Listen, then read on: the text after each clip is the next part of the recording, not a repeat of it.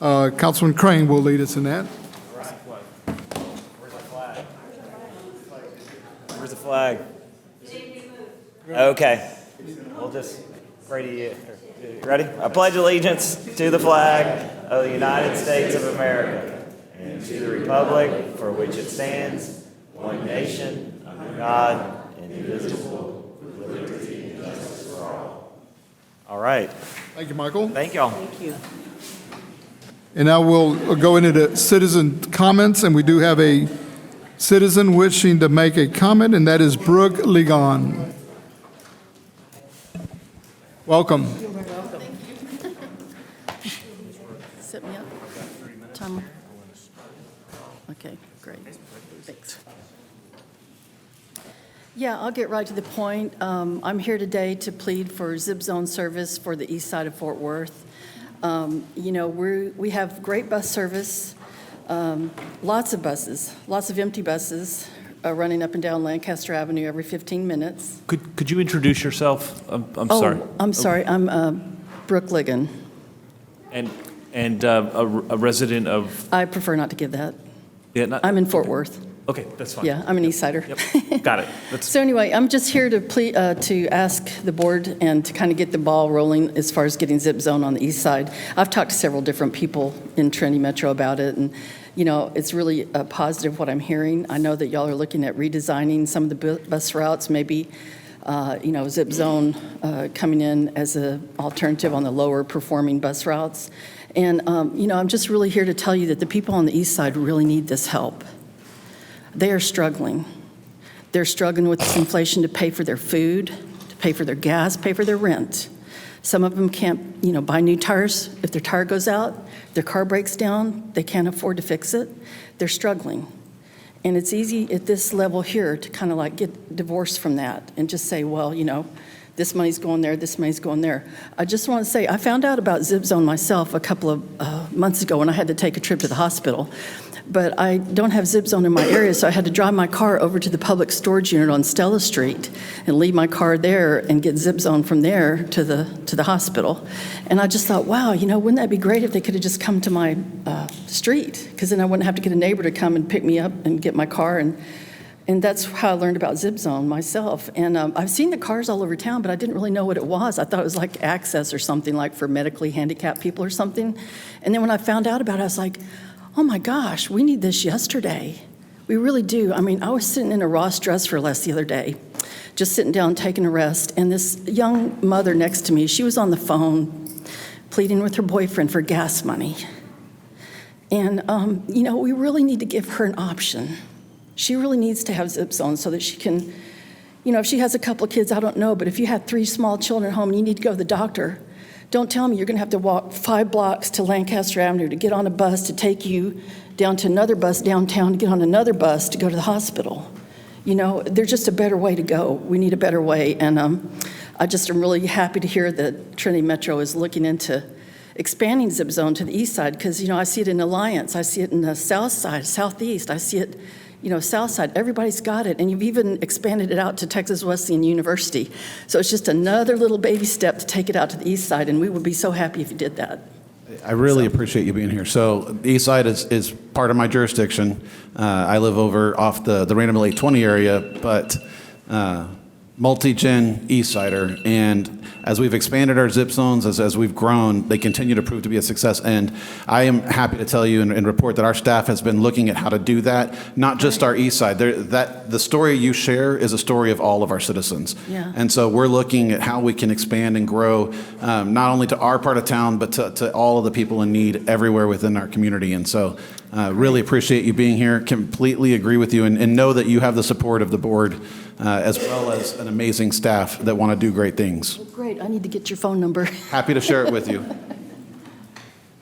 Thank you. Thank you. And I will go on to our next category, employee recognition.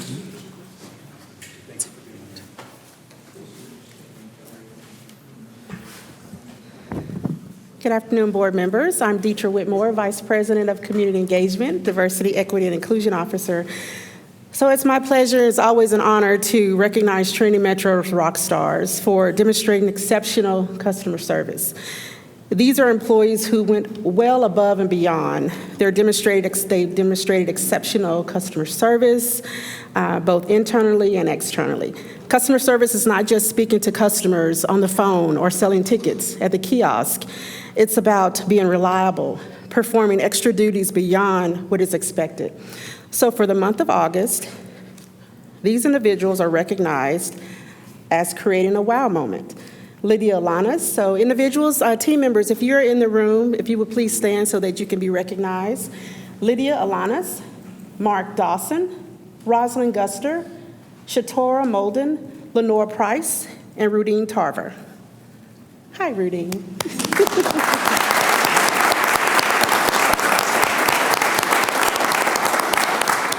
I want to congratulate all of the employees on their hard work every day and keeping up with our customers and making sure they're taken care of. Then we have those employees who truly exceed our expectations. The executive leadership team selected TexRail engineer Ryan Tubbs and TexRail conductor Josh Quam for their quick action.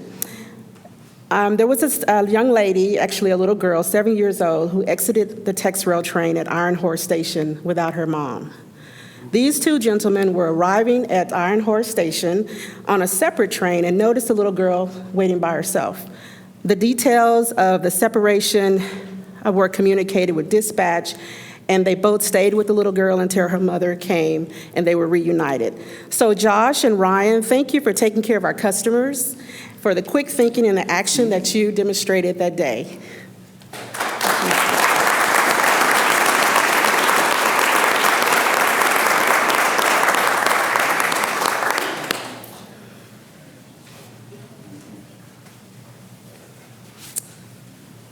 Thank you. We'll take a picture with the board as well. So, board members.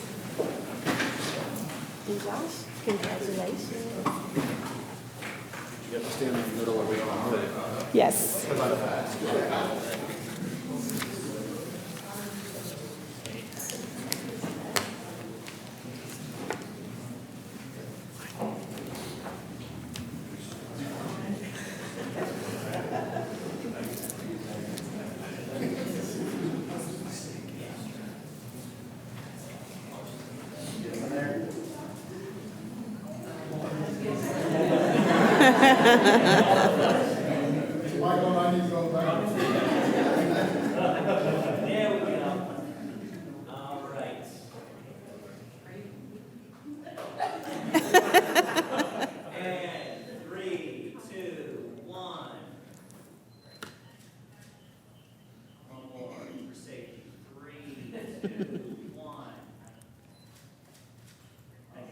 Awesome.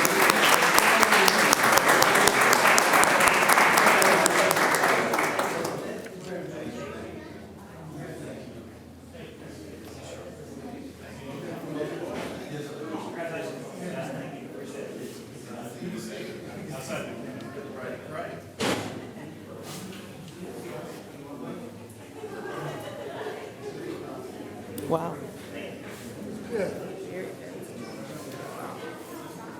Thank y'all, and thank you to all our great employees. Great. They bring their families? Okay, thank y'all for being here. Thank you, Deetra. We'll move on to our next item, and that is the approval of the August 21st, 2023 board meeting minutes. Second. Got a motion and a second. All those in favor vote aye. Aye. All those opposed, same. And the motion passes. Thank you. Next, we'll go on to informational reports. And the first one is our Regional Transportation Council meeting from September 14th. I attended, and I'm going to defer to Chad and make a couple of comments. The dog ate my homework. Yes, sir. Thank you very much.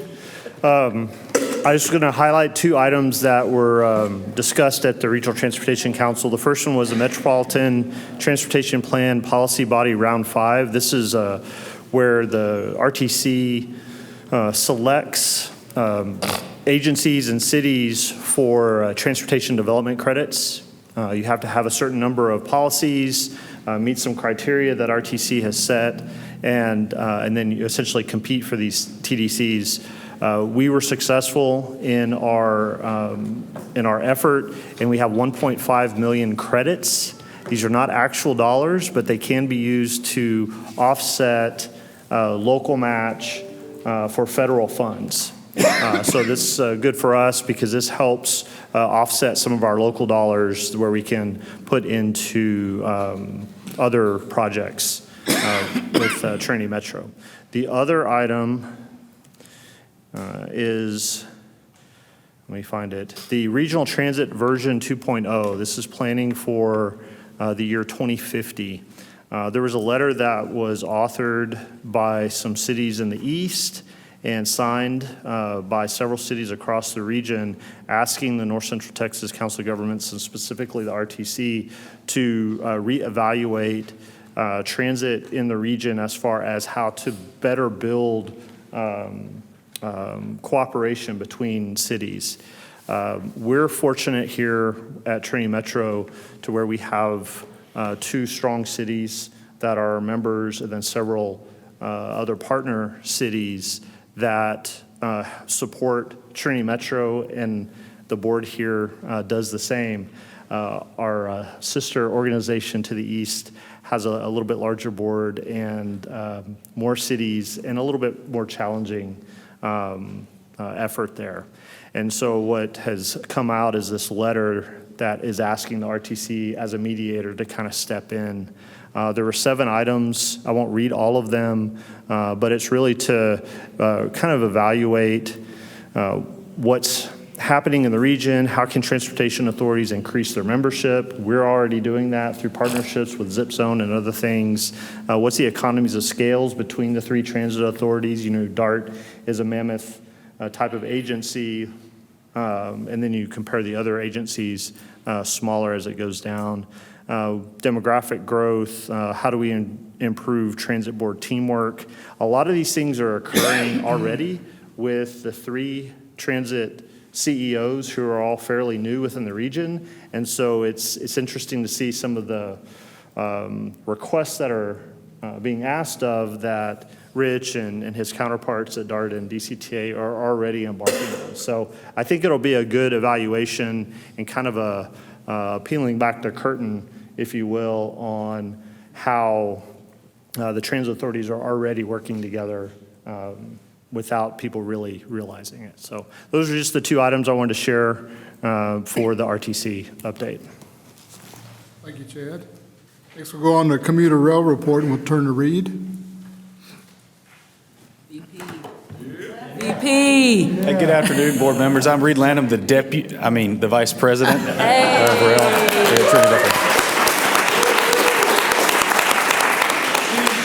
I'm blushing. Taller now. Thank you. Well, to get into my first board report as the vice president of Rail, this is the August report for the Rail Department. The first thing you'll see on the screen here, I kind of gave you guys a heads up last month that we were not going to see as stellar of an OTP, which is on-time performance, on TexRail due to the required heat restrictions that were put in place due to the extreme temperatures we experienced in August. You can see here, just briefly, we had an overall on-time performance of 96.46%. That is below our goal of 98%. I want to give a lot of credit, though, to Wayne, Ron, and Melissa's teams for helping us. That could have been a lot worse if it weren't for the cooperation and coordination between the groups. We were able to stay on time as much as possible with bus bridges, special shuttles, and communications out to our customers. So I took that as a big positive. So you see we lost 70 trains total, and 44 of those 70 trains that we lost, which lost doesn't mean we don't know where they're at. It just means they didn't arrive at their terminus station within 5 minutes. 44 were due to level 2 heat restrictions, and 13 were due to a downed tree across the tracks near Holiday Lane in North Richland Hills. Last year, if you recall, August was a tough month for us as well due to another reason. That was due to a lot of the engines that we were having trouble with, overheating. We called it grenading, where you blow some pistons. We took lessons from last year and we addressed the engines, where this year we had 0 engine issues in the month of August. which is a huge win. Now we're faced with another issue, so we're going to approach it much the same way we did the engine problem, and we're already looking at the areas on TexRail that seem to get hotter quicker than others and ways that we can mitigate that heat if it's out there. So the team is actively looking into that so we can avoid this next August, because as we know, the heat's not going anywhere here in Texas. Next slide, please. So here, this was a request from some of our board members, specifically Mr. Rodriguez. You're going to start seeing these every month for TRE and TexRail. It's just going to be a quick one-page summary where you can see year over year where we're at station by station on ridership, on-time performance, and overall ridership. So we also have the website available where you can dig in even deeper to these numbers, but this is going to be a quick glance where you can just get a good feel for where we're at as of that month. I will tell you, not to steal any of Chad's thunder or Melissa's on the ridership update, we did see, despite the heat restrictions, and kudos to Wayne's team for helping us accommodate the customers, we had 54,800 riders in August. That was a 15.96% increase from last year. So again, we're very excited about that. A little sneak peek for next month. We've already passed, and we've got three days left in September, and we've already passed the total from last year as well. So things are looking up on TexRail, and we hope to continue that. On TRE, the TRE team is absolutely killing it over there with reliability. They finished August with 98.6% on-time performance and a 5.31% increase in ridership. As far as safety goes, at the end of August, TexRail was 2,057 days without a recordable injury, and that's a huge accomplishment. I know you guys may get tired of hearing me say that, but it's great. I can unfortunately report to you, though, that within the last 48 hours, we did experience what is possibly our first reportable injury on TexRail. Fortunately, it is not a severe injury. I'm sure the employee would rather not his knee be hurting right now, but it was an alleged knee injury, and the investigation's ongoing, but it does look like that'll be our first reportable. So I don't like to think we lost anything. We learned, and we've got a new opportunity to now beat the old record. So. Next slide, please. All right, when that's it for the rail reports, you have any questions? Any questions? Okay. I'd like to now introduce you to Ms. Sherry Lee.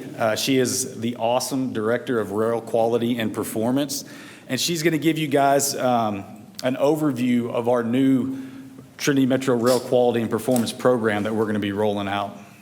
So I'll turn it over to Sherry. Reed, first of all, thank you, and second of all, congratulations on your promotion. Thank you. I appreciate that very much.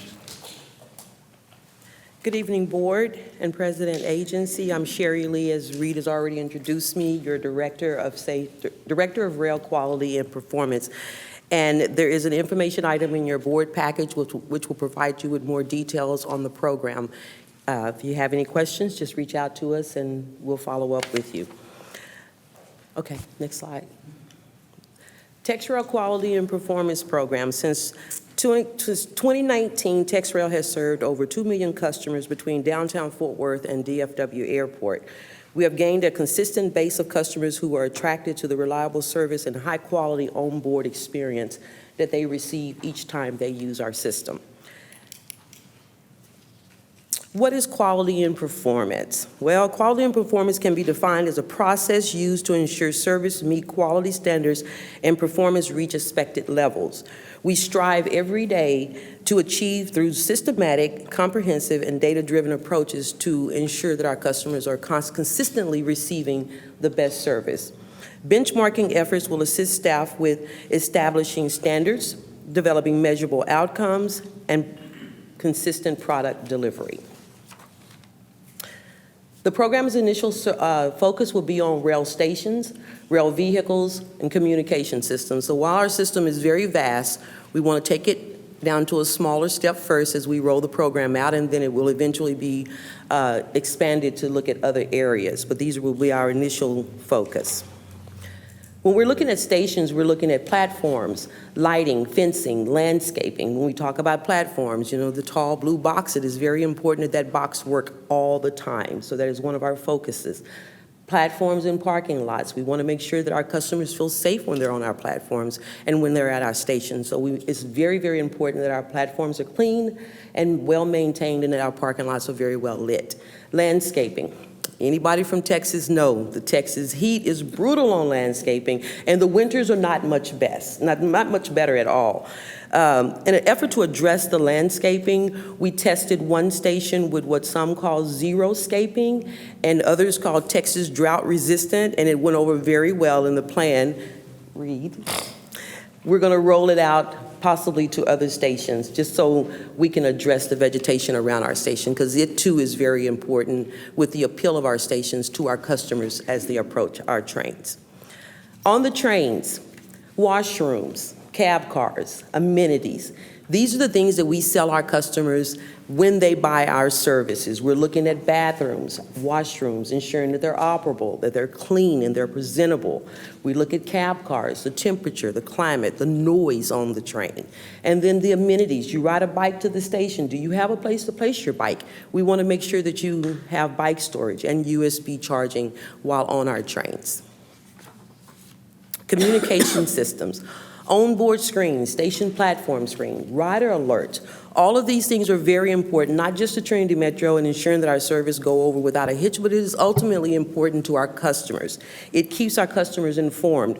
Information such as service disruptions, scheduled changes, and system outages, if they should ever happen, are very important communication pieces to our customers. All of this it aligns our work. Every facet of what we do focus on customer first, their safety, their time, the comfort and peace of mind when we're transporting them to the places and the people that matter the most to them. And by establishing standards, it drives continual quality, resulting in consistent product delivery for our riders. And our riders deserve absolutely nothing less. We talked about the washrooms earlier. Earlier in the year, we received a few concerns about how often our washrooms were out of service. So we began to take a look at what was going on with the washrooms. I don't know about many people, but if I pass up a bathroom and get to a train and the bathroom is not working, I'm not gonna have a very good ride. And if I have little people with me, it's gonna be even worse. So it's very important that our washrooms are operable at all times. During this study, we realized that there were certain key things that were related: blockage, leak, overflows. We identified the problems. After collecting the data, we were able to identify the problem, and then we were able to present a solution to that problem. We realized blockages were caused by paper towels being put in the toilets. So one of the things we're looking at is removing the paper towels and installing hand dryers. We're working diligently with our partners to make that a success. With that being said, all aboard for the ultimate customer experience. Thank you, and we'll take questions and comments. Any questions of Sherry, Board? Thank you very much. Thank you, Sherry. Thank you, Reed. Our next item is operations, and we'll turn to Wayne Gensler. Good afternoon, members of the board and chair. Glad to see you today. We're here to talk a little bit about safety, but before I get to that and introduce you to Jessica, I'd like to remind you we're coming to the end of the year for us, fiscal year for us, and we're closing out our key performance indicators. So a few more days, we'll know what the final results are. We will be reporting them to you next month, and we'll also be coming to you and presenting our key performance indicator goals for FY24. So looking forward to that, because I feel like we're having a pretty good year, and I want to make sure I don't wish any bad luck on them. I hope the next few days go great. So all's good there. With that being said, safety's very important in this organization. We carry people, and we want to make sure that they're safe, and we want to make sure our employees are safe. And so everything we do has to focus on safety. You hear how great Texro is. We have a great culture over at Bus as well, and we help each other out. So Jessica Powers, she's going to come up and give you a safety culture presentation, and I'll click the button for you. Huh? Thanks, Mike. Good afternoon, board and chair. How's everyone doing today? Everybody smiling and happy? It's safety. This is the best topic. I don't know about y'all, but I'm passionate about it. It's my favorite thing. So I started last March, and when I first started, I noticed in safety, the safety culture, it wasn't that strong yet. But it's on the right path, and we're gonna get to where we need to be. All right, moving forward with safety. And another good thing is our team for safety for Trinity Metro is building. We have Jeff Brown, who is our director of bus, and he was just promoted up. And then Brad Green, right next to him, he is going to be director for rail, of course, for TRE and Tex Rail. So we're going to have a lot more support in safety, and can't hurt, right? It's got to be there. We're also, we've brought on Wathens Group, our safety consultant. I do believe Jim, he's in the crowd there. We're going to be kicking that off. So we've got a lot of support, and that's the way it should be, right? All right, clicker.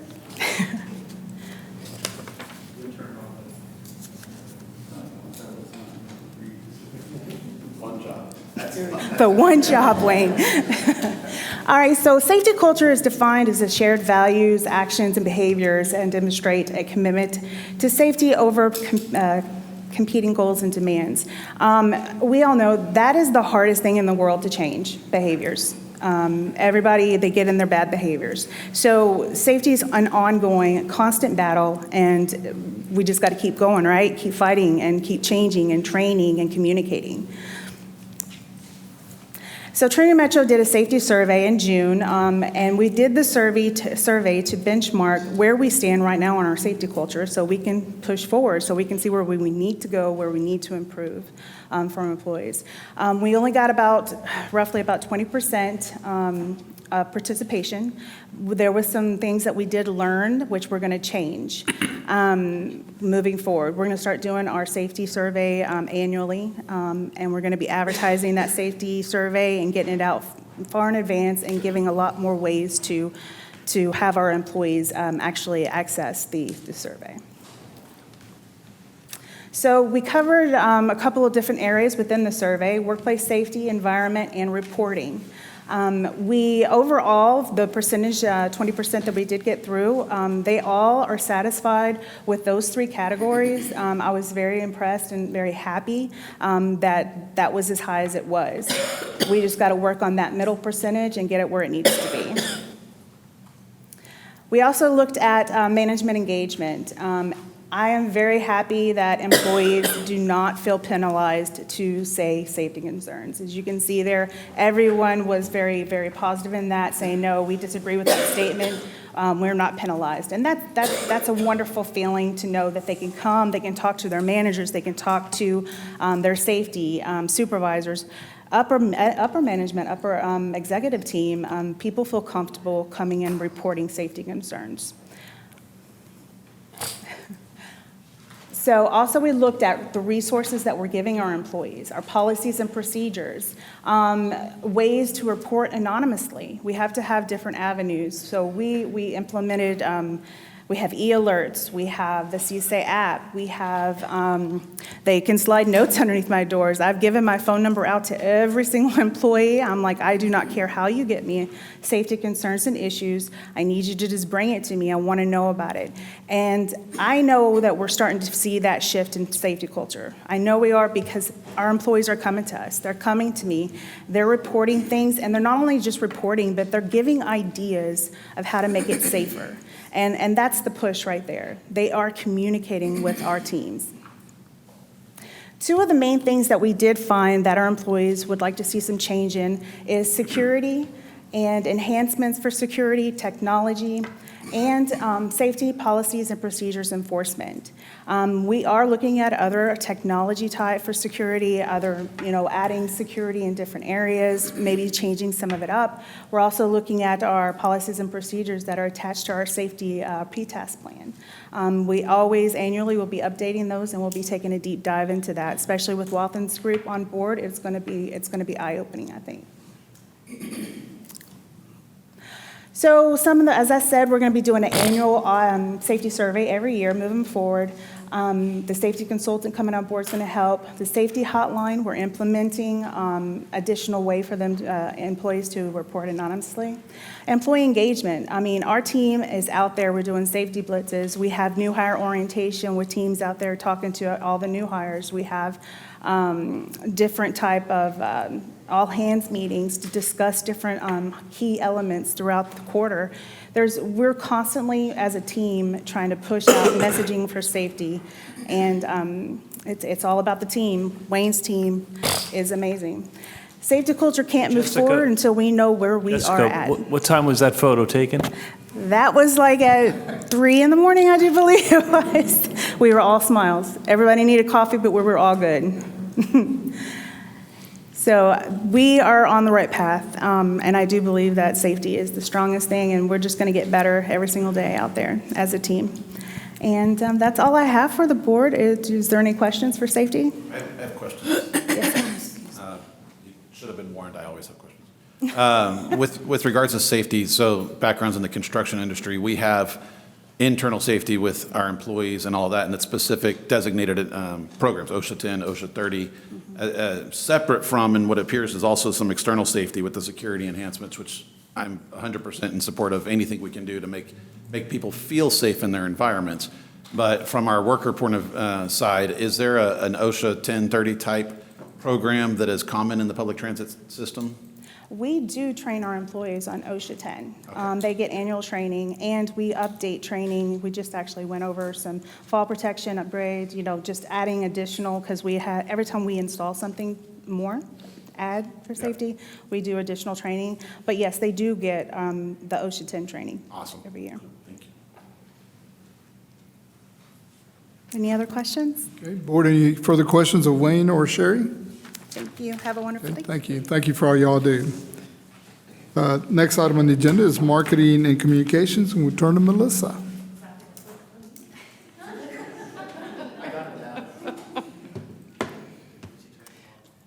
Well, usually when I click for myself, it goes a little bit sideways, so let's see how we do today. Good afternoon, Trinity Metro Board of Directors. I'm Melissa Chrisman, Vice President of Marketing and Communications, and our monthly report begins on page 20 in your packets.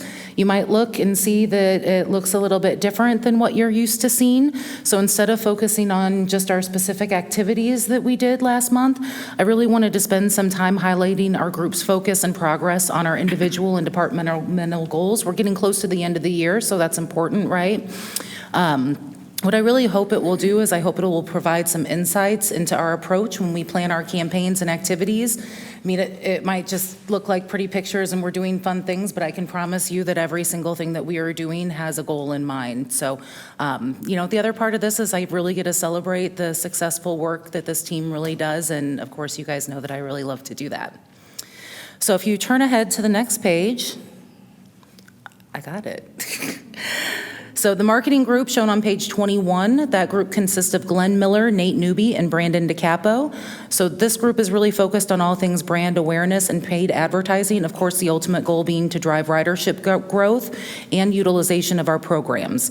So we are doing this very successfully, I think, every month, and we've already talked a little bit about it here today. Every month, we're bringing the board of directors ridership success stories, which is really a lot of what the marketing team is really working on.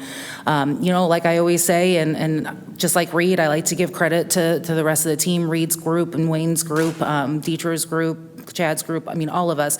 I can't market a service if it's not good, if it's not planned well, if it's not on time, if it's not clean, like Sherry is working on. So it really is a team effort, and our group's work is really the kind of the final part of telling that story. So the graph on the left of your page is our progress to goal at the end of July. You can enjoy that number, but I am going to blow that out of the water because we have our August numbers in, and I'm pleased to share with you that at the end of August, we actually exceeded our annual budgeted ridership goal system-wide.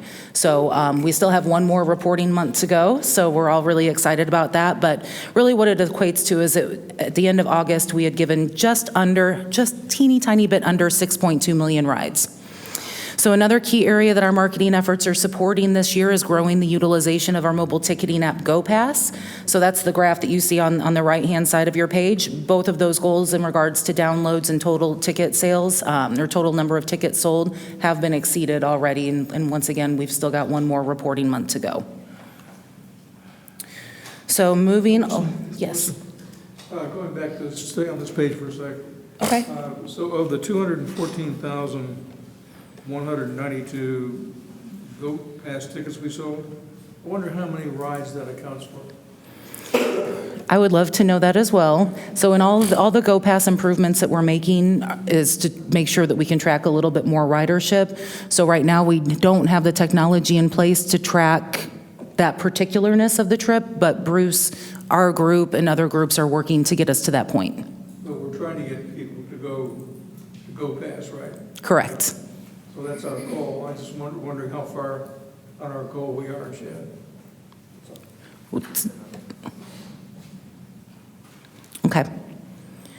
On page 22, let's talk about our communications efforts. Those are led by Laura Hanna. One of Laura's key goals is, of course, media coverage, which is shown on the graph to the left. So what you see in that graph is that, so it shows that she's nearing her goal for national media coverage. And when I say national media coverage, that's really relating to coverage in the trade publications. So even though it shows that she's nearing her goal, I really have a funny feeling, I'm trying to get there.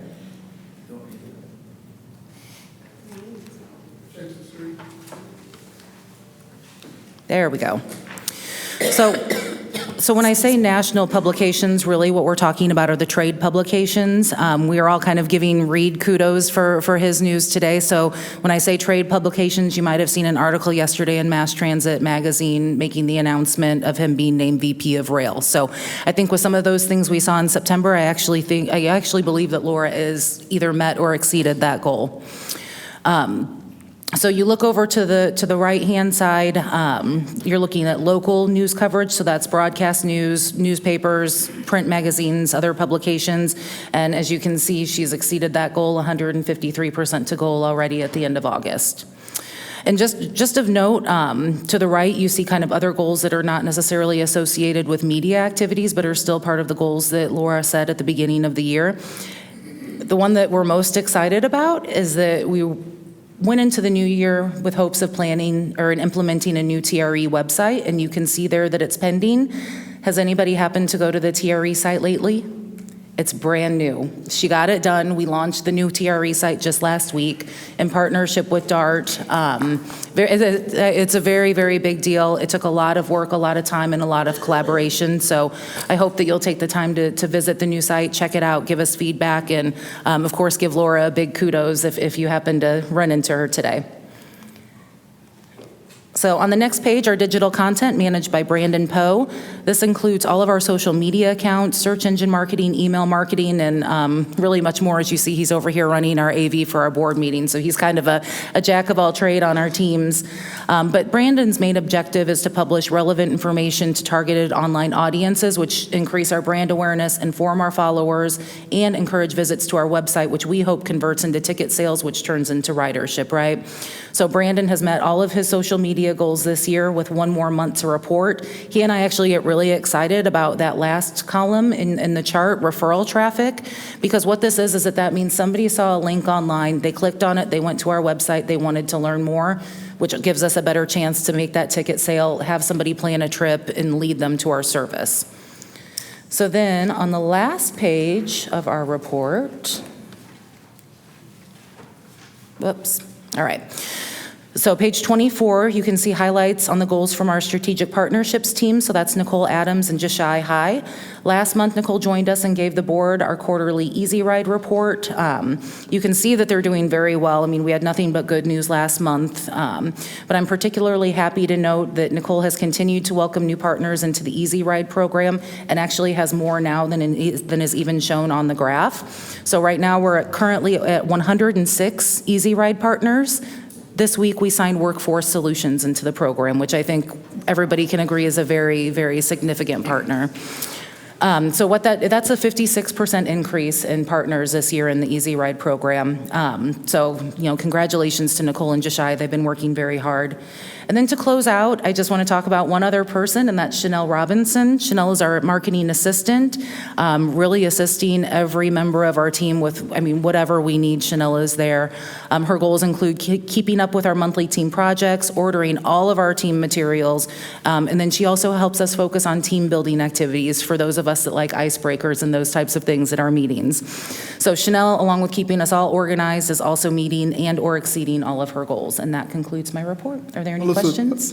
Just real quick before you close, could we ask the team members that you've recognized to stand? Sure. So that we all know who they are. And Are they all here? Whoever's here.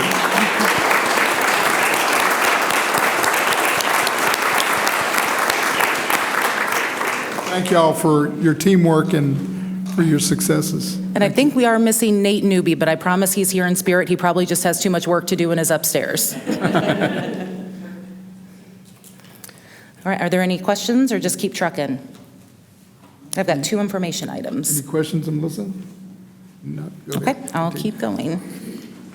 Actually, I wanted to address Charles's comment. Charles, in addition to pushing people to GoPath, we're in the process of evaluating our entire fare structure. I think I mentioned in previous meetings that we have lots of different fares that aren't all that different, right? We have rail fares and bus fares and zip zone fares, and they're all plus or minus 50 cents. So part of pushing people to the app is also reevaluating our pricing. And that's all being done comprehensively. So the next big push around fares will be, hopefully a rationalization of our tariff. And I apologize, I might not have understood the question. All right, so the first information that I have, I've got 2. So the first one of the 2 is a 40th anniversary fair promotion. I don't have any slides for that, right? No. Okay, so as you have heard, we are very much looking forward to November, which marks the 40th anniversary of Trinity Metro.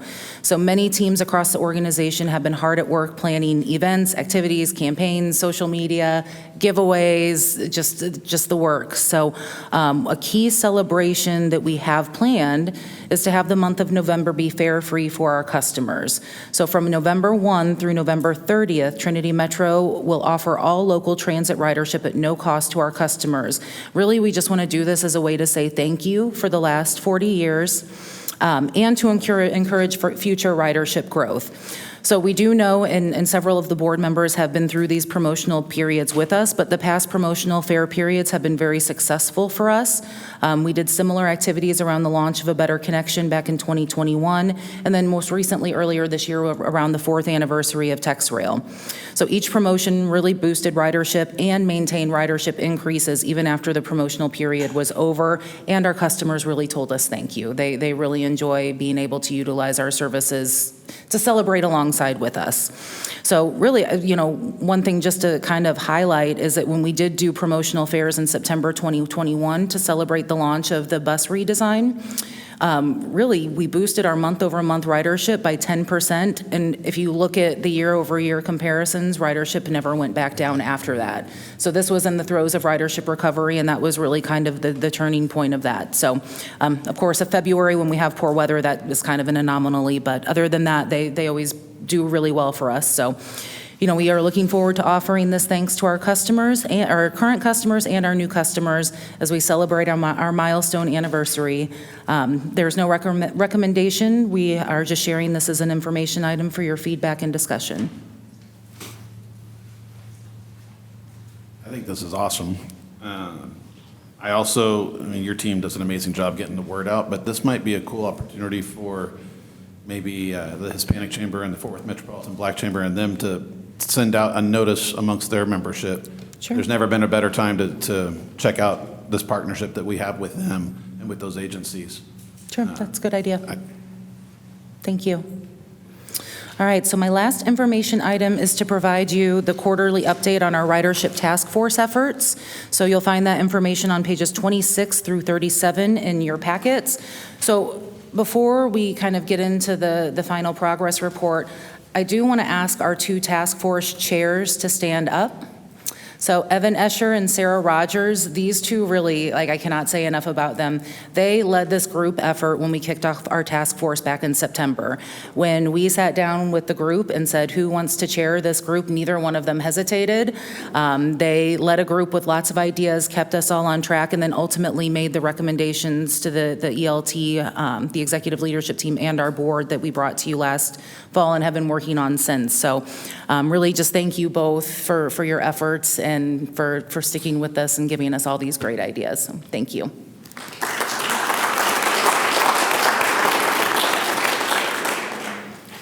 All right, so just a few highlights from the task force efforts. On page 30, I don't know if we're going to get there, but you should have it in your packets. I'm going to just kind of keep going unless somebody wants me to hold. But on page 30 in your packets was the recommendation for upgraded technology. This recommendation was really focused on technology on board our vehicles and at our customer-facing facilities. One major item recommended was implementing Wi-Fi on board our buses and our trains.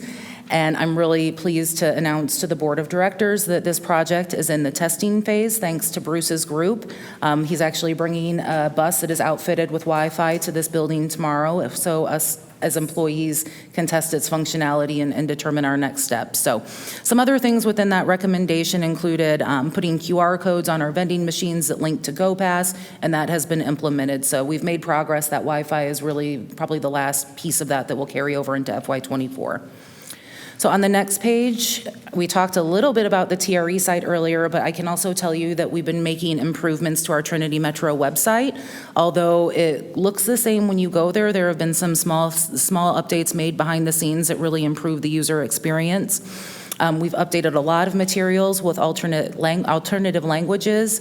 We are in the testing phase of launching a new online ticket store, and we're also working on updating our trip planner. And what this will do is it'll include more real-time information on our zip zone services, which are not currently available on our online trip planner. So I'm going to skip ahead to page 34 and talk a little bit about stop and station improvements. With the help of our team and operations under the leadership of Chad's planning group, we are on track to update 40 by 40 stops, 40 bus stops by our 40th anniversary. Wayne is very excited about 40 by 40. So you might be out in the system and you might pass by a spot that you pass by frequently and notice there's a bench that used to be there and it's not there, or there's a shelter that used to be there and it's not there.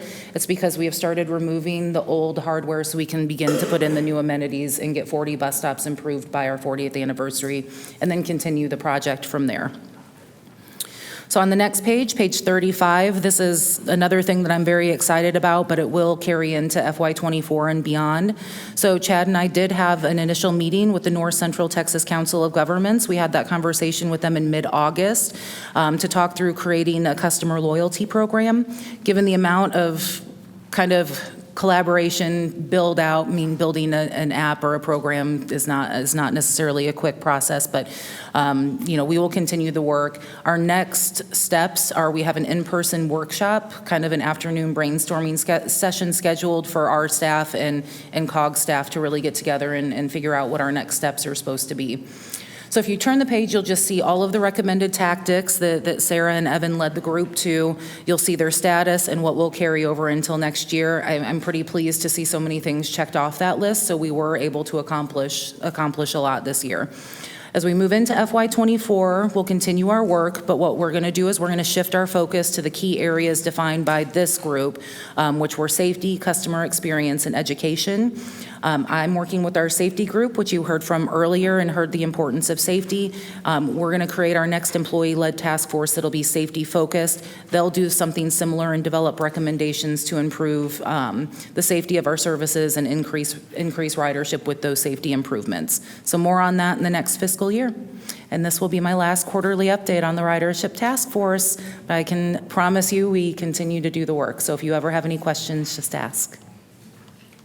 Or any further questions of Melissa? Melissa, thank you to your team. Thank you to Sarah and Evan, and the other members of that group are listed in our handout on page 28. So Thank you to the whole team. All right. Thank you. And next we'll turn to Deetra for community engagement. All right, thank you, Mr. Chairman. So you received my report in your packet. It begins on page 38, and I won't go over everything, but we'll be here to answer questions if you have them.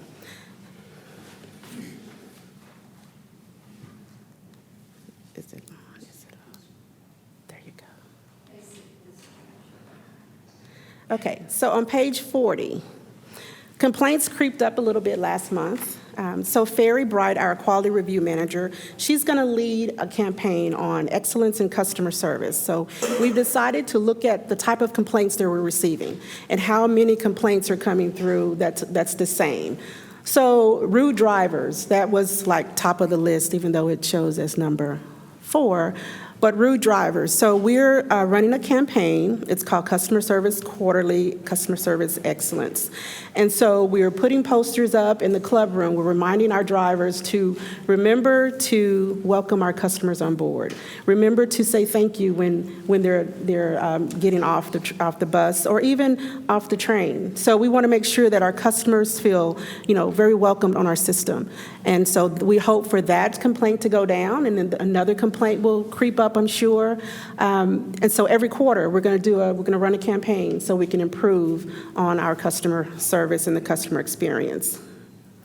Now moving on to page 43 in the community, our team members they received a blind awareness training from the amazing staff from Lighthouse for the Blind. As you know, the transit envoys, they come in contact with a lot of people. We travel train so many people from different organizations, and it's very important that we're able to communicate with our customers.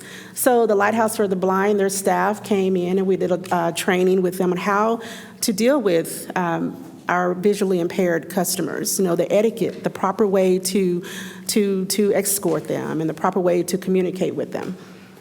We also had our access team because, of course, access is our service for persons with disabilities. So some of our access employees were there as well. Okay, we lost I'll keep going. So we're super busy in the community engagement. So this is the last page. So there's lots of things going on in our organization. In honor of Hispanic Heritage Month, the DEI Council will be hosting Latinx Equity in Transit. It's a fireside chat. Our very own chair, Vice Chair Tito Rodriguez, will be the moderator, and board member Teresa Ayala will participate on the panel, along with our Trinity Metro team members, Evelia Salazar, Ruben Salas, and Sergio Rodriguez. We have also invited a community leader, TTA Director Crystal Galvan. And our event is scheduled for October 4th from 11 to 12:30. It will be at Central Station on the second floor. Our next event is the Transit Awareness Day. So this is something that we have been talking about to really kind of grow the van pool program in Alliance. When COVID hit, a lot of our van pools ended in Alliance. So we really wanted to step that back up and understand that, we have people that want to get to work, and we have people that are living so far out. So if we can create van pools for them, employers can have employees that show up to work every day. So we're partnering with Hillwood, which is super cool. On October 18th, 11 to 1:30, we'll be at the Alliance TCC College campus, the Center of Excellence. And this is basically targeting employers, letting them know transit is here for them. And we're here to help get employees to their jobs that they're having to offer. Plus, they're getting ready to hire for the holiday season. So we have also invited North Central Texas Council of Governments to be a part of this, DCTA, Enterprise, and Workforce Solutions. So this is also an opportunity for us we're going to have tables there. So these organizations will have tables and representatives talking about their information. We're going to have a full presentation on what we do here at Trinity Metro, as well as what DCTA does. So perfect opportunity for us to really showcase what we do for transit. The next thing on our list is the 4th annual Bus Stop Cleanup Day. So dust off your lawnmowers. They're probably already dusty. You don't have to clean them. Just bring them out, your weed eaters. Saturday, October 21st, 8 a.m. to 12. We're going to host our Bus Stop Cleanup Day again this year. We're excited. We had over 400 people participate last year, so we want to make it even bigger this year. So we've already sent out notices. We already have some super sponsors for our event, So I'm really happy.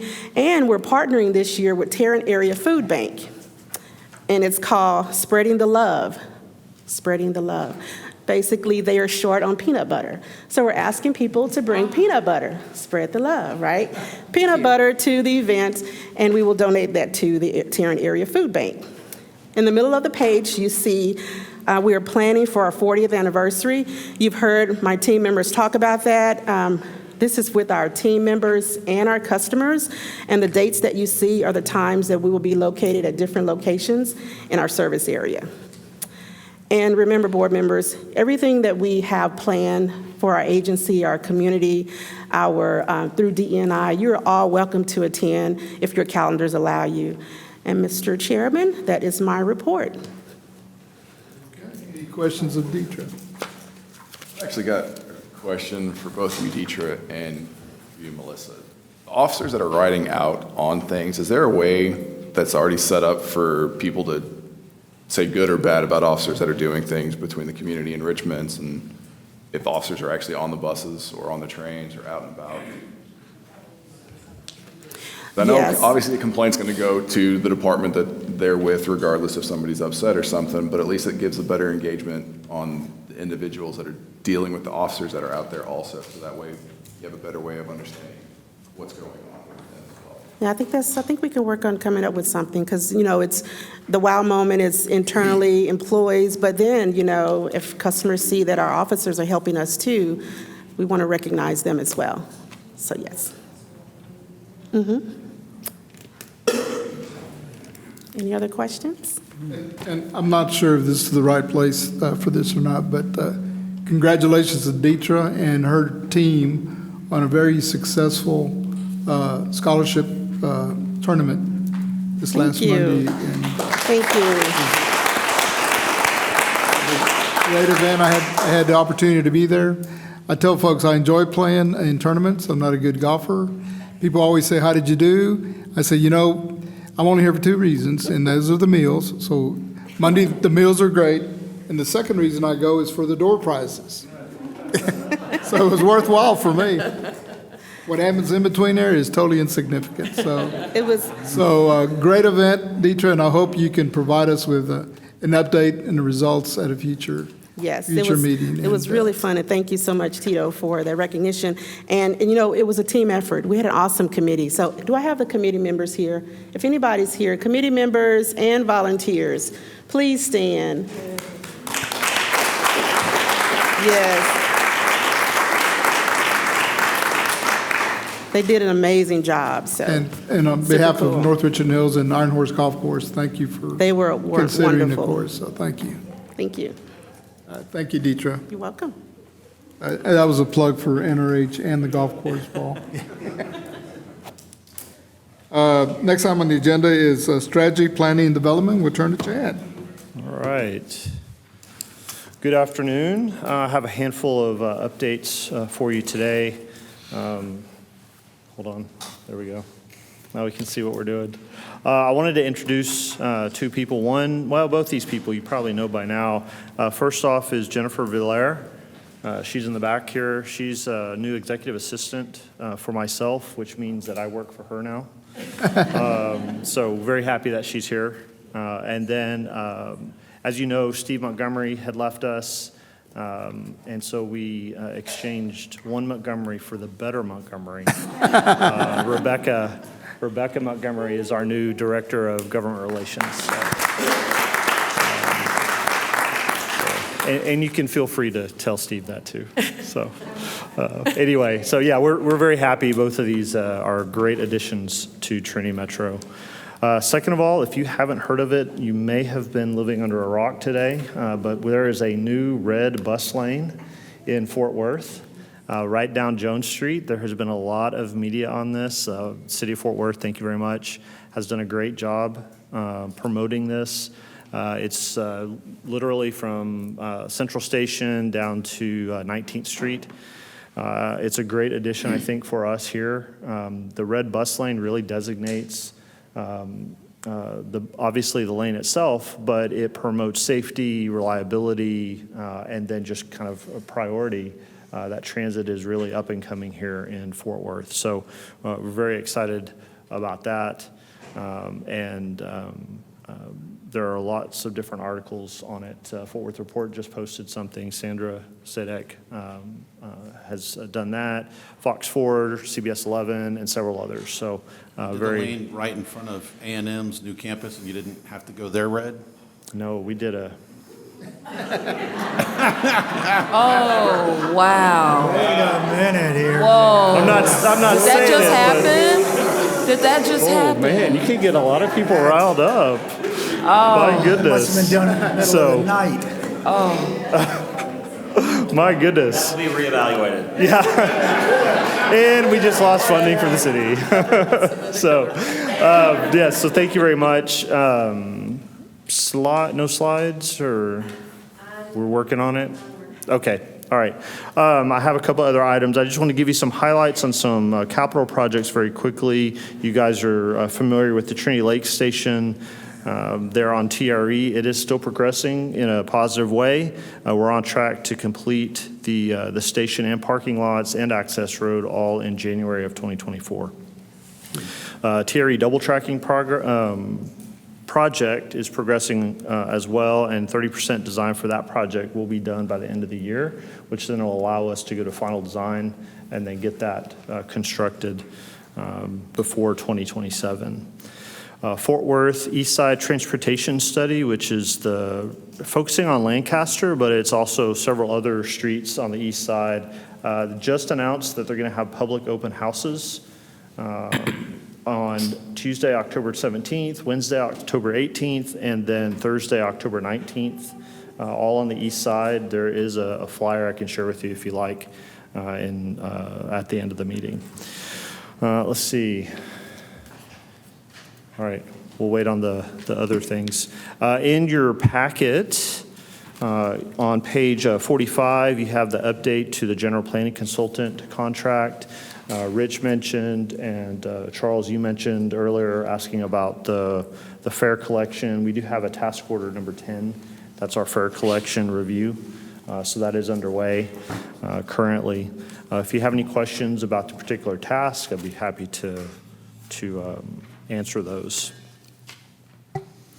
Moving on, Tim Crobons is one of our consultants from Nelson Nygaard. He is listed here on the agenda, but was not able to be here, so I'm doing the presentation today. And I'll go from paper notes here, since technology is not our friend today. Task order 3 in the general planning consultant contract is our transit value proposition, and we are doing an analysis on that. As far as the background, we're assessing the benefits associated with Trinity Metro, trying to develop a clear and thorough description of the value that Trinity Metro brings to the community. And then ultimately, we'll communicate all of that in a variety of ways, slides, fact sheets, things like that, so that it's beneficial and understandable to those that we're talking to. Goals of the project are really to identify a defendable economic analysis process. We need to have easily digestible facts so people can understand what those value propositions are, and then demonstrate that value not only within the city of Fort Worth, but within Tarrant County as well. So some of our research goals that we have really is, what is the impact of public transportation investment on Fort Worth and the regional economy? How do you identify the number of jobs created and supported within the Fort Worth region by public transit investment? And so that'll be highlighted as well, along with the impact of capital investment in public transportation on the businesses here in Fort Worth. A couple others, we're going to identify the impact of the operating investment that we have in public transportation here on the businesses of Fort Worth, and then the amount of public transit expenditures and how that really flows into the private sector. As far as our progress to date, we've met a couple of times with the ELT, executive leadership team. We've discussed some opportunities with stakeholders, a lot of data collection, as you can imagine, and then a review of national transit information as well. We've also started to focus on the economic impact analysis part of this, right? And so there's two particular models that we're working on. One is through our American Public Transportation Association, or APTA, that you guys are probably familiar with. That is called the economic impact model. That is a tool that I can use. It's really focused on the agency's budget, takes that data, collects it, calculates it, and then provides an economic impact of that.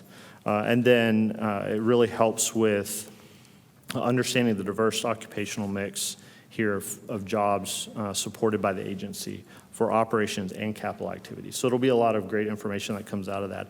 That happens to be on a countywide level. So it's a little bit larger than Fort Worth, which then goes to our in-plan model, which is actually more focused on the city of Fort Worth. This is an industry standard for economic impact analysis that is used very frequently.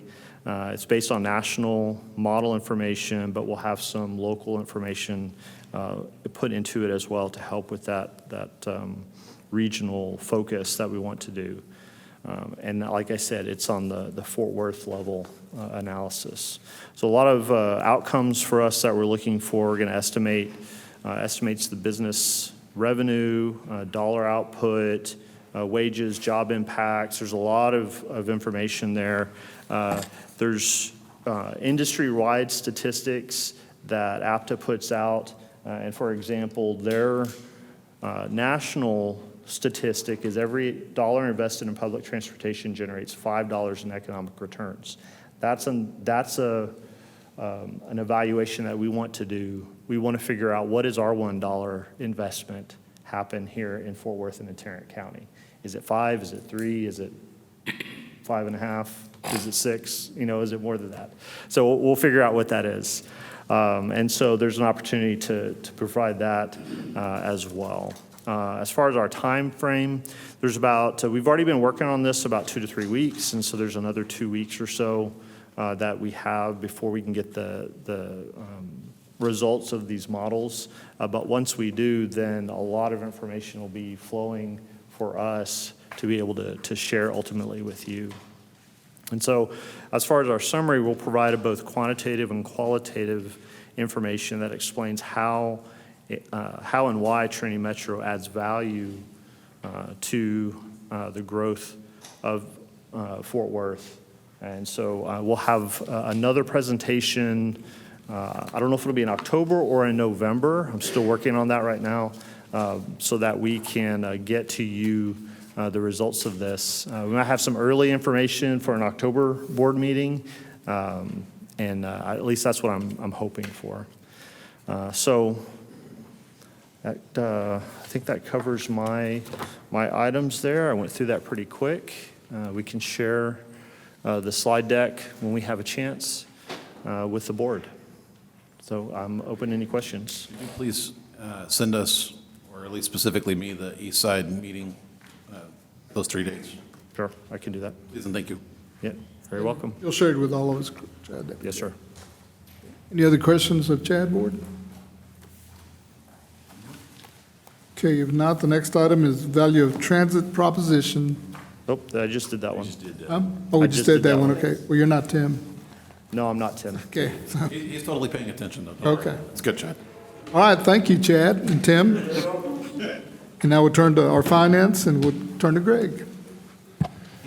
Good afternoon, Trinity Metro Board of Directors. I'm Greg Jordan, your Chief Financial Officer. I'm pleased to deliver the July financials to you this afternoon. As we begin the financial report, I'd like to refer you first to page 48 and then 49 and 50. Those are 3 pages that we'll be focusing on. Relative to the revenue update, we received $8.2 million in the month of July in sales tax from Fort Worth-related sales activity. This represents a 7.6% increase over last year. Correspondingly, the total collections to date are 93.5 versus a budget to date of $85.6 million. The Grapevine sales and North Richland Hills tax year to date are 10.9 compared to a budget of 10.2. And the total operating revenues for the agency are $148.5 million versus a total budget to date of $108 million. Now that very positive posture that we find ourselves in now is primarily driven from the timing of grant receipts. On the expense side, we have total operating expenses of $108.8 million versus a budget of $113.4. This is $4.6 million better than the budget. Fixed route year-to-date is $34 million compared against a budget of $33.3. This overage is primarily driven by overtime costs. Access is unfavorable by $900,000. The year-to-date budget's $10 million compared to the budget of 9.1. And that's primarily driven by contract drivers. TRE is favorable 1.4 million. Actual to date is 12.5 million versus a budget of 14. TexRail is favorable by $725,000. And that's actual budget to date of 22.6 compared to 23.3. And general administrative services is 28.9 spend to date compared to the $32.7 million budget to date, favorable by $4.5 million. Overall, cash flows are positive. We remain comfortable throughout the remainder of the year, which is just 2 months from this and just a couple days from now. And we find ourselves in a favorable position of $52 million. With that, I'm happy to answer any questions the board may have.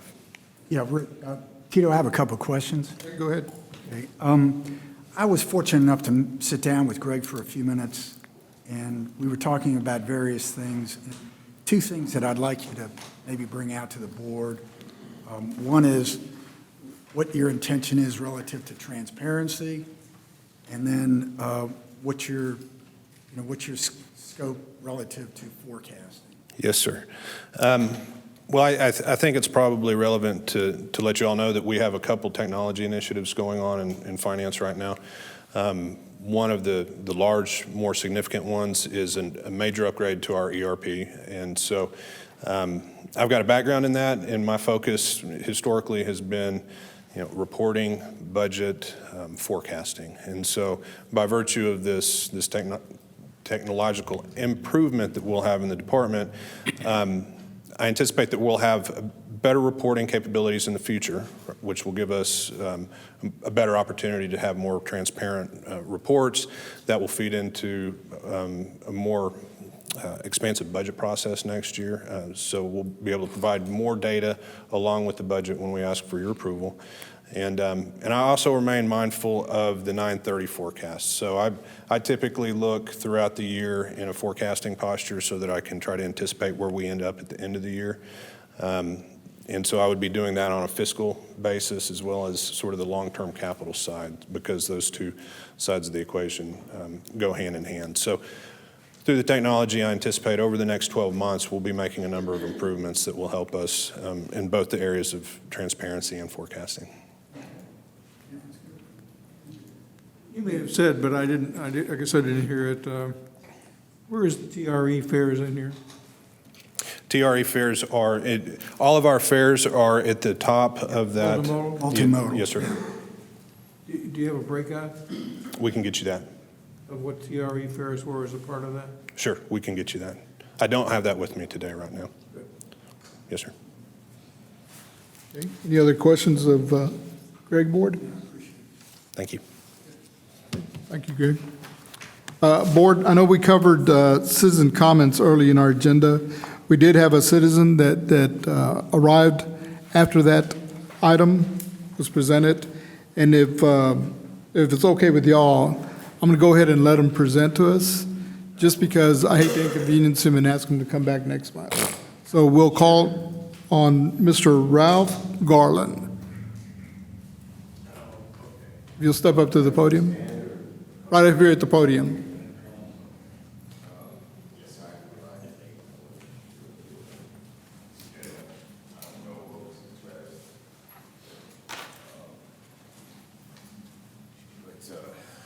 How you doing, members? 3 minutes, probably less. Again, good evening, good afternoon. You'll state your name again, please. Ralph Garland.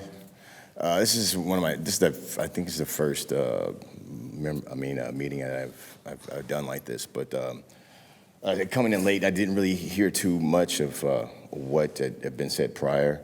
But as a commuter, say like the last since like January, February, not having a car, there are a lot of issues that I encounter on a daily basis, on the buses and the trains.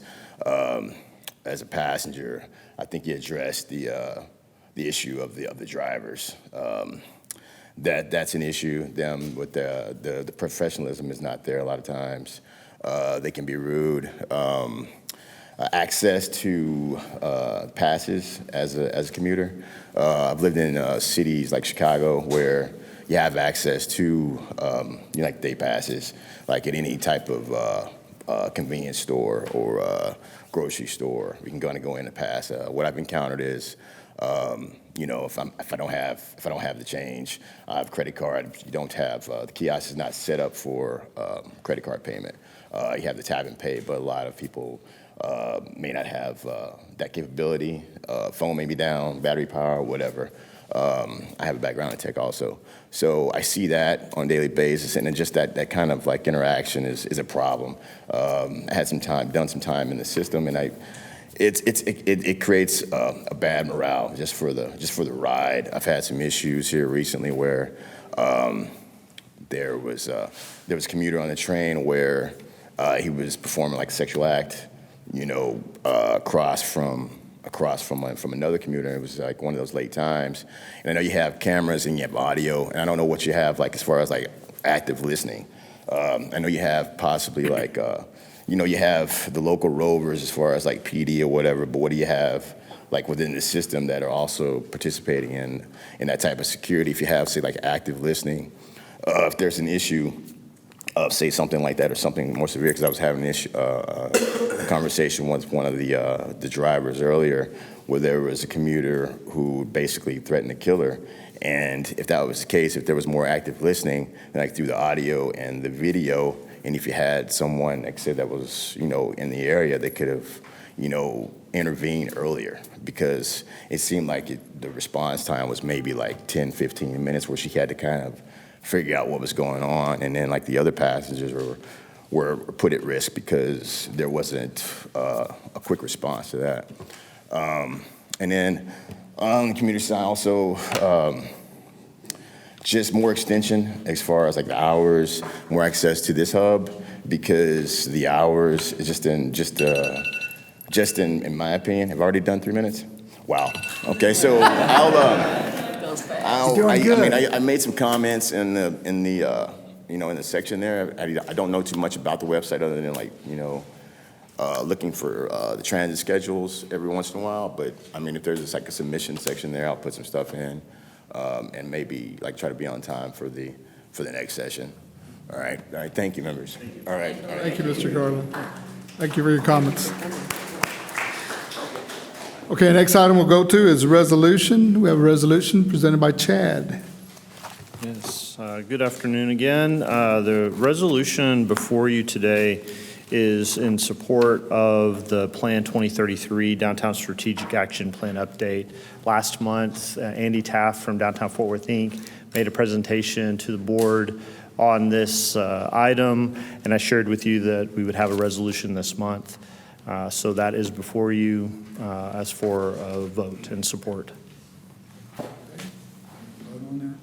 Board, any questions of Chad on the resolution? Seeing none, we'll vote on it. Can I hear a motion and a second, please? We have a motion. Can we get a second? Second. And we have a second. All those in favor, aye. Aye. All opposed, same. And the motion passes. Thank you, Chad. Thank you. Next, we'll turn to our action items. And Board, if you'll indulge me, I'm kind of old school, so if we could vote on each one individually. Okay. Kelly? All right, good afternoon. If you'll turn to page 52 in your packets, I'll be presenting on BA 2023-55, Leadership Training and Development Programs. As you all know, the most important investment you can make in a company is in its people. And one way to do that is to provide our teams with the necessary leadership training so that they can manage their teams effectively.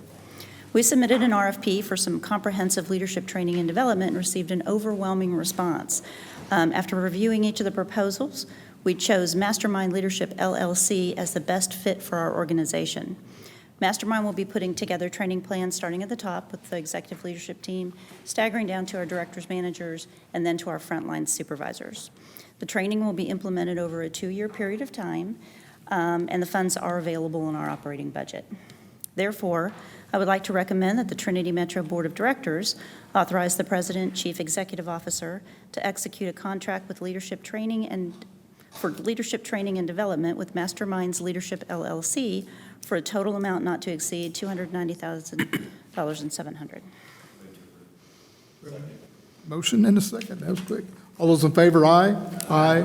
All opposed, same. Thank you, Kelly. Next, we call on Greg Jordan.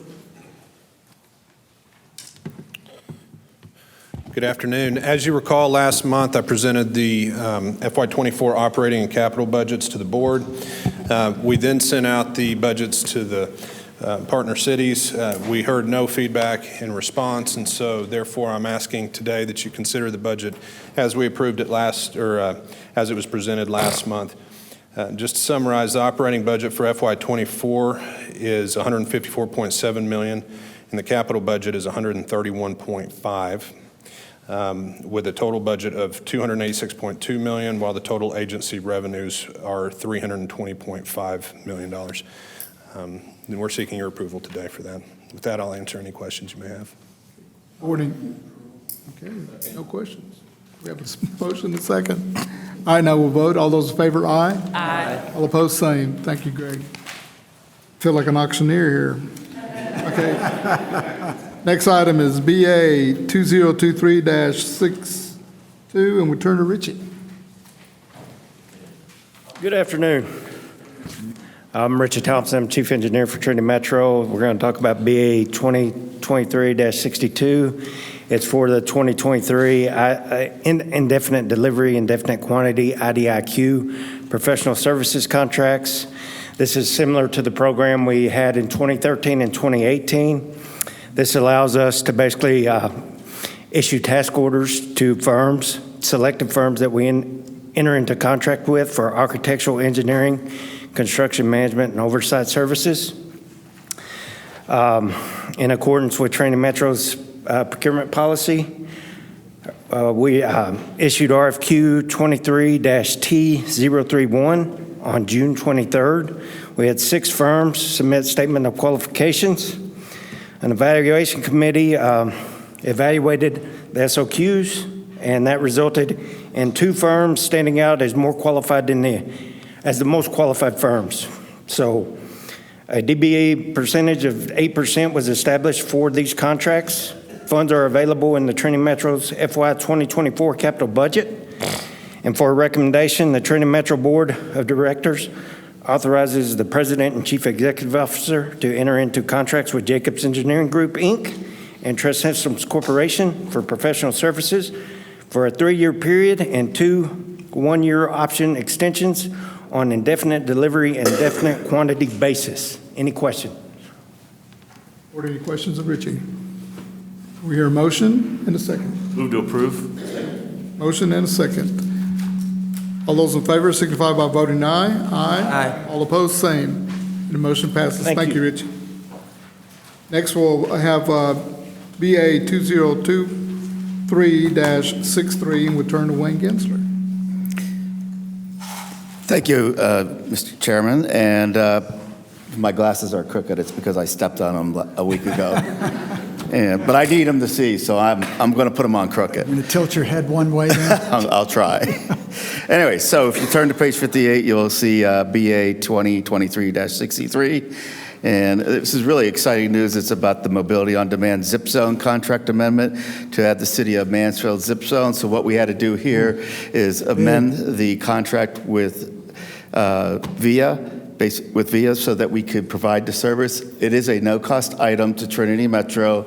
There'll be reimbursement, as it says down in the financing portion, and I'll read that to you. But most importantly, this is all about the mobility on demand services that allows us to reach the public and bring them to places like hospitals, entertainment, or jobs. The most important thing, jobs. So we're very excited about the whole opportunity to provide that to a city that outside of our system. And actually, it's pretty far south, so it's going to be able to connect everybody to where we're going within that community and actually get them to our system if they want to take a 2-seat ride to get into our system. So funds are available in the Trinity Metro 2024 operating budget. The cost of the service will be federally funded through the North Central Texas Council of Governments, 80%, and with a local match from Mansfield, 20%, with no cost associated to Trinity Metro. I will want to point out to you there is a 15% administrative fee in that as well. So therefore, on the recommendation, the Trinity Metro Board of Directors authorizes the President and Chief Executive Officer to amend the contract with River North Transit, LLC, or VIA, to provide zip zone service to the City of Mansfield in the amount of $361,215 for a total not to exceed amount of $12,861,215. Any questions on that? Questions of Wayne? This is just great news, Wayne. It is. Not going to hear a motion in a second, please. I'll move for approval. Motion and a second. All those in favor, aye. Aye. Aye. All opposed, same. Motion passes. Thank you, Wayne. And very similarly, if you turn to page 69, again, the exciting news is what we went through with the City of Mansfield. So this is BA 2023-64, the interlocal agreement with the City of Mansfield for mobility on demand. The mayor wanted to be here today, but he had other obligations. I certainly had multiple conversations with the mayor. He's very excited about the service, and my glasses are very crooked. But anyways, very, very happy to be joining us. I have marketing already talking to him. So we're planning some great things for the City of Mansfield. And they want to really start service in January of 2024 if they could. We're working through that with the NCT COG, but our anticipated thought right at the moment is that it will start in January sometime, and then we can move forward. But the important thing is on August 28, 2023, Mansfield City Council passed a resolution to implement mobility on demand services, or ZIP Zone. The term of the agreement is for 36 months, with option years available to the City of Mansfield if they wish to continue service. Service hours will be Monday through Friday, 7 a.m. to 7 p.m. Service boundaries will be Mansfield city limits, including Tarrant County College Southeast Campus in Arlington. That's where we'll connect people that they can get to Tarrant County Community College at the south location, and then connect into the rest of the bus system from there. And then they can also connect with the Grand Prairie version because they connect in Mansfield itself at a hospital in the community. So we're very excited about it. The mayor's very excited about it. We're ready to push forward. The ILA has been signed by Mansfield, City of Mansfield, and funds will be available in the Trinity Metro 2024 operating budget. As I said before, the total cost of Zip Zone service is $2,877,605 for 36 months. The cost of the service will be federally funded by NCT COG 80%, with a local match contribution of 20% from the City of Mansfield. Trinity Metro will recover the administrative costs for managing the program. There'll be a 100% reimbursement to Trinity Metro for the cost of the service. And last but not least, there's the 15% administrative fee. For the recommendation, therefore, Trinity Metro Board of Directors authorizes the President and Chief Executive Officer to enter into a contract with the City of Mansfield for $855,317.61 for a one-year contract agreement. This proposed three-year agreement cost is $2,877,605 for a not-to-exceed amount of $2,877,605. Any questions? Any questions of Wayne Board with his crooked glasses? With his crooked glasses. I'm just glad it wasn't a bus mirror. Yeah. All right, we have a motion. Can we get a second, please? We have a motion and a second. Take a vote. All those in favor, aye. Aye. All opposed, same. Thank you, Wayne. Thank you. Motion passes. Okay, next item on the agenda is our consent action items. Christine, do you want me to read the items, or can we just vote on them?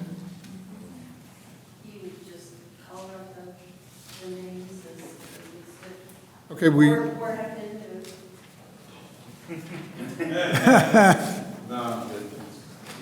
Dan, you want to do them?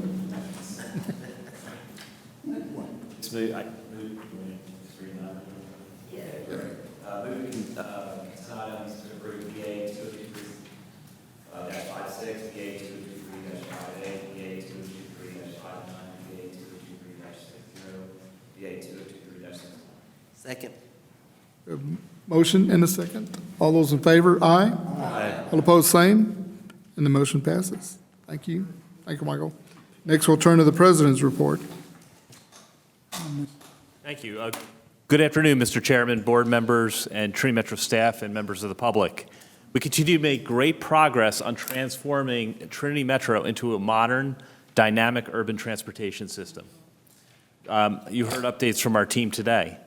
This month, we increased service on the number 25 Miller East Seminary bus route from every 30 minutes to every 15 minutes.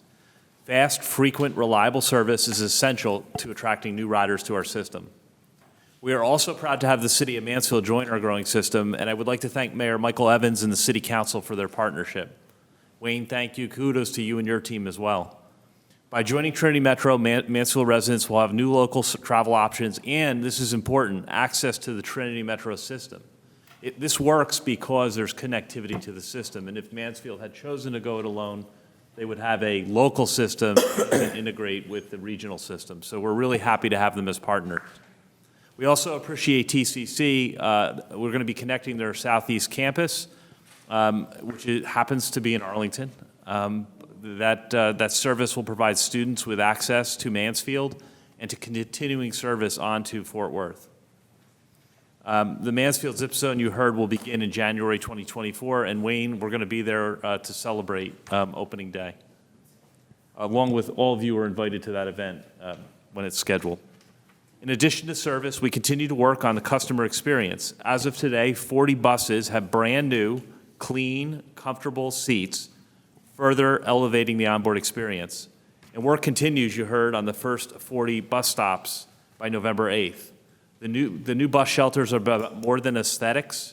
In addition to increasing the number of shelters, we're installing new lights for enhanced safety and real-time service information deployed at many of the stops. You've heard me speak about the culture of learning at Trinity Metro. We learn what works elsewhere and bring the best ideas back to Fort Worth. Last week, I had a chance to visit northern Indiana to tour the South Shore Line and West Lake Line rail projects. They're investing $2 billion, and that's billion with a B, to expand and improve rail service. Their program features full double tracking, higher track speeds, new train stations, new parking lots, grade crossing eliminations, and all-electric service. This is just mind-boggling. Okay, this is Gary, Indiana, and Michigan City, Indiana. The magnitude of their vision is impressive. We need to find an equally exciting path forward for Trinity Metro to support the goals of the communities we serve. I want to give a special mention to Grape Fest. Paul, great time. Had my first chance to experience Grape Fest. We generated a heck of a lot of rides. That's helping us towards our goal. And the only question I have for you and your Grapevine colleagues is, can we squeeze in a few more events between now and the end of the year? That's a great idea. Christmas will be here before you know it. And then finally, the State Fair of Texas opens tomorrow with events and activities planned through October 22nd. Getting there by Trinity Railway Express is not only a popular option, but it's becoming part of the tradition for many fairgoers. So with our DART partners, we are pleased to bring back Sunday service for the fair. It's a fun way to travel in groups, avoid traffic and parking hassles, and we hope to see many of you on board the train. Mr. Chairman, this concludes my remarks. Thank you, Rich. The Chair's report, and I just had a few comments. I know, and a couple of things. One, I know Mayor Evans. I saw him earlier in the month at the RTC, and he is very excited about this opportunity. So again, thank you to Wayne and his team. He was concerned about the public relations and making it a big event. I've assured him, and Wayne has assured him, and Melissa's assured him that her team will be more than happy to make this a big event for us. So we're excited about that, and I think my hope is that maybe a neighbor to the north of there maybe gets a strong hint that maybe we're the way to go. So thank you for all you did in that effort. The other thing is I think you'll soon be receiving a letter from Tarrant County reappointing Paul, Brian, and I to the board. So thank you to Commissioner's Court for that. Congratulations. Thank you. And on a personal note, Some of y'all know that I'm a city council member in the city of North Richland Hills. I'm very honored to have that row and this row. Next week, we are members of the Texas Municipal League, and next week, on Friday, I get sworn in as the president of the Texas Municipal League for the following year. So just wanted y'all to know and share my happiness. And the next item, I've had several people tell me over the last few months how much they enjoy my voice on TexRail. So I'm here to ask, maybe we reveal the imposter. Maybe we will. But it is funny when people say, hey, I really enjoyed your voice. And sometimes I'm on the train and they go, that's your voice. Yeah, it is. Yeah, it is. You should Yeah, it get is. some sort of payment. And at the next stop in Grapevine, Paul will sell you a T-shirt. Is that all they gave him? But anyway, thank y'all for all you do and for the staff, for the team. Great organization, and I know we're all honored to be a part of that. So that concludes the chair's report. Any other business? And now we'll go into executive session, TMP TOD development update. Chad's going to conduct that. The Board of Directors may convene an executive session under the Texas Open Meetings Act for the consultation with its attorney pursuant to Section 551-071, deliberation regarding real property pursuant to Section 551-072, deliberation regarding prospective gifts pursuant to Section 551-073, deliberation regarding personal matters pursuant to Section 551-074, deliberation regarding security devices pursuant to Section 551-076, and/or deliberation regarding economic development negotiations pursuant to Section 551-087? That's what happens when I don't bring my glasses. So we'll convene into executive session. See y'all in a little bit.